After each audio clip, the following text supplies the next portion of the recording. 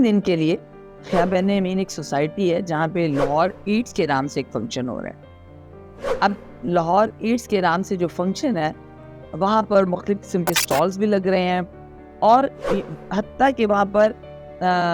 بہت سے اداکار, میں اگر کوئی غلط نام لوں گی تو بہت سے لوگ ناراض ہو جائیں گے, قوالی کرنے کے لیے لوگ آ رہے ہیں, سنا ہے شاید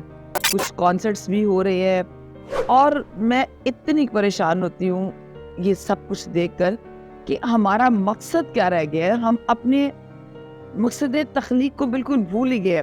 اور وہ مذہب اور اس مذہب کے ماننے والے جنہوں نے اپنا پورا ملک اس لیے حاصل کیا کہ وہ لا الہ الا اللہ محمد رسول اللہ کے مطابق اپنی زندگیاں گزارنا چاہتے تھے, اور اس وطن کو اللہ تعالیٰ لینے کی, اس کے وجود میں آنے کی اور کوئی ریزن ہی نہیں تھی اور کوئی وجہ ہی نہیں تھی. اور وہ مذہب کے جہاں کی خواتین کو اللہ اپنے گھر, اس جیسا مقدس گھر, وہاں بھی اپنے محرم کے بغیر آنے سے منع کرتا ہے, جہاں امن ہی امن ہے. تو وہ جگہ جہاں پہ نہ امن ہے, بے ہنگم شور ہے, لڑکے لڑکیاں وہ سب, اور وہ وقت کہ جب حکم ہے کہ مغرب کے بعد آپ اپنے گھروں سے باہر نہ نکلیں بلکہ گھروں کے دروازے اور کھڑکیاں بھی بند کر لیں, اس وقت یہ پروگرام شروع ہوتے ہیں اور پھر سب لوگ جو ہے اس میں پہنچ جاتے ہیں. وہاں نہ تمیز ہے محرم کی, نہ تمیز ہے نہ محرم کی. اور مجھے سمجھ نہیں آتی کہ اس قوم کا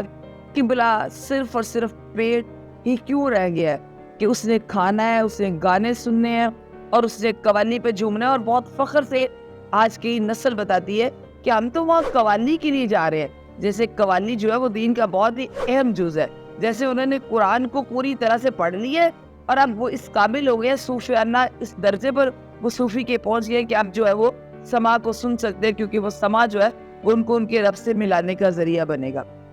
یہ مختلف سوسائٹیز اپنے جو فنکشنز کرتی ہیں, میں نے بہت سی بار بار اس پر ویڈیوز بنائی. حکومت وقت کو اس پر نوٹس لینا چاہیے اور ہمارے علماء کو بھی اس پر بولنا چاہیے. میں یہ ساری باتیں صرف اس لیے کرتی ہوں, میں یہ نہیں دعویٰ کر سکتی آپ کے ساتھ کہ جو میرے ارد گرد میرے لوگ ہیں وہ بالکل اس کے خلاف ہوں گے یا وہ اس میں پارٹیسپیٹ نہیں کر سکتے. وہ بھی پارٹیسپیٹ کر سکتے ہیں. اگر حضرت نوح کا بیٹا جو ہے وہ ان کی تعلیمات سے متاثر نہیں ہوا تو ہو سکتا ہے میری اپنی اولاد بھی ان تعلیمات سے متاثر نہ ہو. لیکن کوئی ایسا دل جسے اللہ نے ہدایت کے لیے چن لیا ہے, ہو سکتا ہے میری باتیں اس کے دل پر اثر کر جائے اور اس کی زندگی سنور جائے. اس لیے میں یہ باتیں کر رہی ہوں. ہمارے آج کے نوجوان بیٹوں اور بیٹیوں کو سوچنا چاہیے کہ وہ وقت جب انہیں گھروں میں رہنے کو حکم ہے وہ گھروں سے باہر چلے جاتے ہیں, اور وہ گھروں کو میں لوٹتے ہیں رات 12 بجے, رات 1 بجے, کیونکہ یہ فنکشنز جو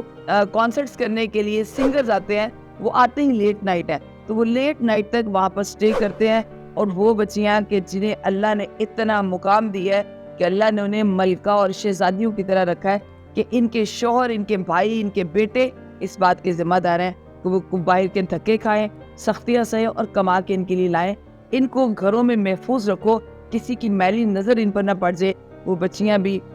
بنا کسی حجاب, بنا کسی دوپٹے کے, بنا کسی لحاظ کے وہاں پر اچھل کود کر رہی ہوتی ہیں. خدا را اس مسئلے کی طرف نظر ثانی کیجیے.